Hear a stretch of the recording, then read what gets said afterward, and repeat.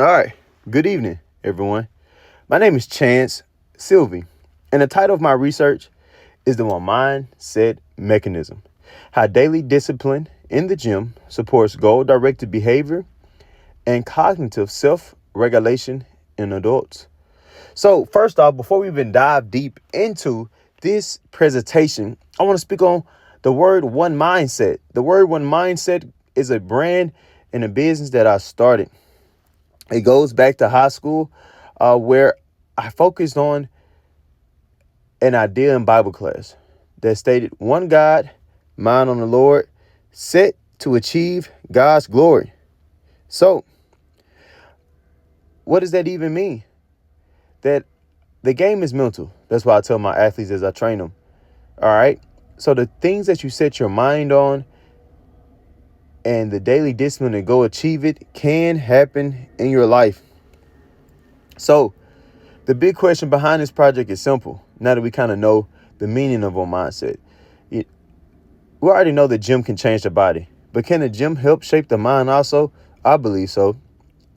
Can daily gym discipline support better goal-directed behavior and stronger self-regulation outside the gym? The question matters because college students are asked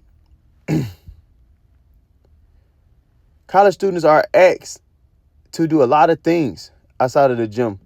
They're trying to balance classes, work relationships, sleep, and daily decisions, often without the same structure they had in high school. Many students say they want to be more disciplined and more consistent, but they struggle with the follow-through. For some of them, the gym is one of the only places in life where they can create a routine and a safe haven for them to be themselves and to show up every time and set a time, complete a task, and repeat the process week after week. The study is guided by what I call the mindset mechanism. At its core, the mechanism is the idea that repeated structure in the gym may carry over into life outside the gym. Just like Denzel Washington said, if you sit long enough at the barbershop, eventually they're going to give you a cut. So if you sit long enough at the gym, you will learn daily discipline. If you learn that daily discipline, it will flow into your life. As it flow into your life, you will become better. As you become better, your life becomes better. It's just a repeated revolution of, you can speak on the Fuba sequence, as life has compound interest on your dreams. All right. So if a person learns to show up and follow a plan, track progress, and finish hard things in training, these same habits may begin to show up in school, work, and daily life too. My study focused on 3 research questions. First, is there a relationship between how often someone trains and how goal-oriented they feel in school and life? Second, do students who track their workouts and set weekly goals report higher levels of self-regulation and routine consistency? Third, is there a difference between student athletes and general students when it comes to discipline habits and follow-through? The literature gave me a strong reason to ask those questions. Bolt and Cooper described exercise and self-control as a two-way relationship. The work suggests that disciplined people may be more likely to exercise, but exercise itself may also build later self-control through attention, effort regulation, and executive functioning. Casula and Rhodes showed that exercise habits do not usually form by accident. In their study of new gym members, they found that it took about 6 weeks of repeated training at least 4 times per week to build a more stable habit. That finding mattered for me because it connected strongly to the idea that repetition in a structured space builds something deeper than fitness alone. So as we scroll here, you can see within the abstract these key behavioral patterns, okay, in which we'll dive in deeper.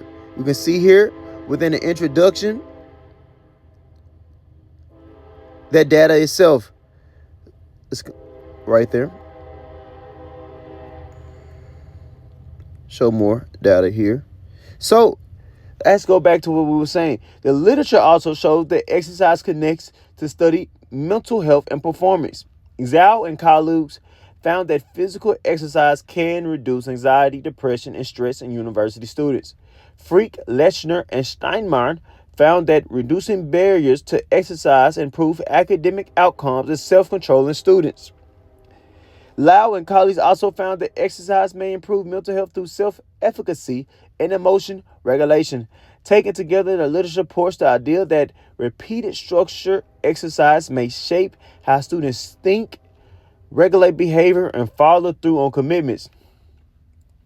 To test this, I used a cross-sectional survey-based design. Participants completed one online questionnaire one time. There was no treatment group, no interventions, and no follow-up period.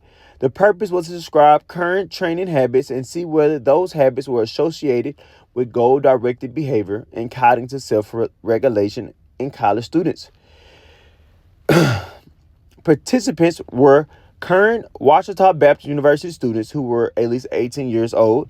A total of 21 responses were collected, 15 responses were completed, and 6 were partial. The usable sample leaned heavily toward varsity athletes, and football was the largest sports represented. The point mattered because it shaped what I could and could not conclude from the data. Right here, as you can see.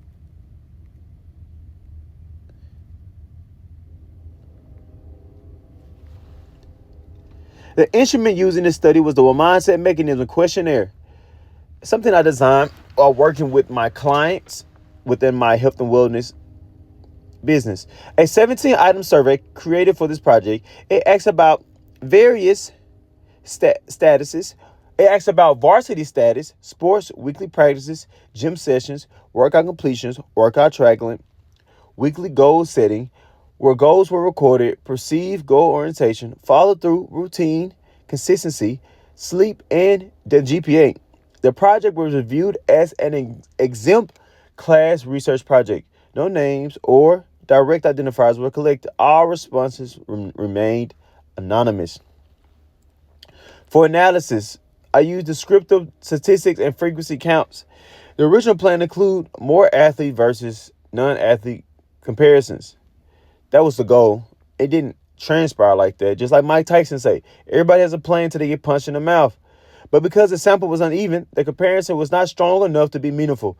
So I kept the analysis descriptive and focused on trends that clearly showed up in the sample. They say follow the money, you'll follow the path. All right, now to the results. First, the sample itself of the 21 responses. 15 were completed and 6 were partial. Among the completed responses with usable demographic data, 13 identified as current varsity athletes. 1 identifies as a non-athlete, and 1 did not include varsity status. Football made up the largest sports group with 11 completed responses tied to football. Second,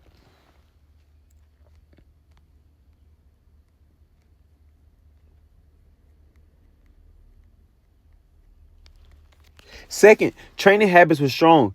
Of the 3 respondents who reported gym frequency, 8 reported going to the gym 4 to 5 times per week.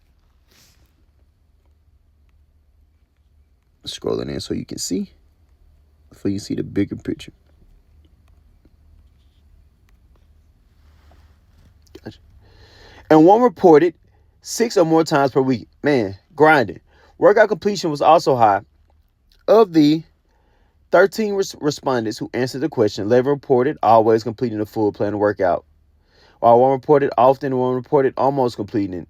Third, workout tracking was very common. Of the 13 respondents who answered the tracking question, 11 or 84.6% reported using an app or software to track workouts. 1 respondent said that sometimes tracked, and 1 said they did not track workouts. That finding mattered because it shows that many of the people in this sample were not just attending a gym, they're also measuring what they were doing. They're searching for growth.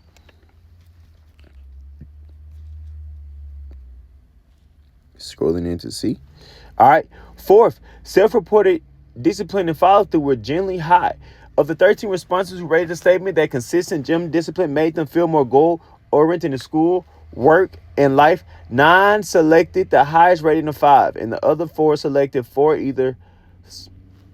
or 3. On the item asking whether respondents finish what they started even when they do not feel like it, most responses again landed in the higher range.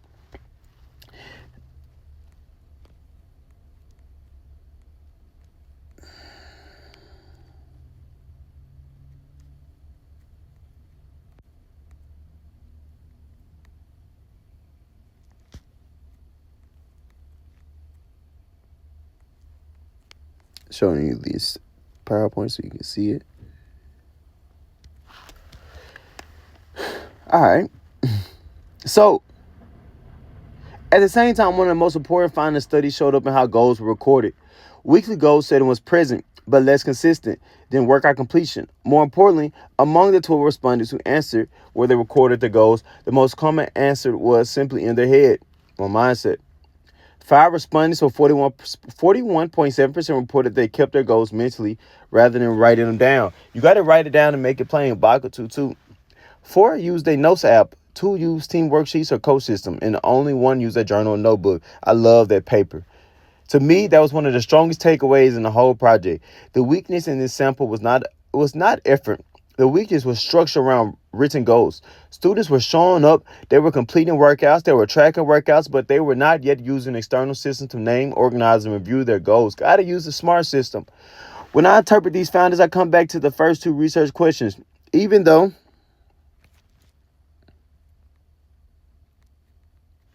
Even though the study cannot prove cause and effect, the data suggests that consistent gym discipline may cluster with stronger goal orientation, self-regulation habits. The pattern lines up with Bolt and Cooper work on exercise and self-control. It is also fits casual and Rose work on habit formation through repeated structured behavior. The gym in this case may be more than a place for physical work. It may also be a place where students practice showing up, repeating effort, and building feedback loops. The idea is also supported by Bandura's concept of mastery experiences. When people repeatedly succeed in one structured setting, their confidence in handling other challenges may grow too. In simple terms, if a student learns they can follow through in training, they may strengthen how they think about follow through in the classroom, at work, and in life. The third research question, however, could not be answered clearly because the sample leans so heavily toward varsity athletes, especially for our players. The study could not make a strong comparison between athletes and non-athletes. This is an important limitation. Other limitations include the small sample size, the use of self-reported data, the cross-sectional design, and the fact that the questionnaire was created specifically for this study rather than using a validated scale. Still, I believe this study offers something useful. It suggests that a structured training system may have value beyond physical change. For coaches, trainers, and university wellness staff, this matters. A gym program that includes attendance, workout tracking, written goals, and reflection may help students carry what they build in the weight room into the classroom and daily life. I can tell you right now at the OneMindSet Mechanism and at my health and wellness service that I have seen people's lives change from the gym into their schooling, into their household, and how they carry themselves. Once you physically see that you're actually changing the vessel that God has gave you, your mind begins to change, okay? So in conclusion, this study examines whether daily gym discipline was associated with goal-directed behavior and cognitive self-regulation. In adults at Ouachita Baptist University, the results do not establish causation, but they show a meaningful pattern. In this sample, students who reported regular gym attendance also reported high workout completion, frequent workout tracking, and strong self-ratings for goal orientation and follow-through. The weakest point in this data was written goal structure, not effort. My final takeaway is this. Discipline is not just about what you do in the weight room. It is also about who you become because of what you do it for and who you do it for. The gym may not be one of the few places left for students still practice structure on purpose, and that practice may matter more than we think, especially in the age of AI, where more than ever we have seen people trade off the mental ability to grow as a human to allow a robot to do things for you. The gym is a place where you can grow physically, mentally, and spiritually stronger each and every day. By showing up for yourself, you're showing up for your dreams. And showing up for your dreams, you're showing up for your future legacy. Showing up for the people and the answers that built this moment for you to be here now so you can persevere to become the person you want to be tomorrow. So utilize this knowledge and this practice to allow the mindset mechanism to teach you this one thing, that change can happen in your life once you show up for yourself day in and day out. One mindset.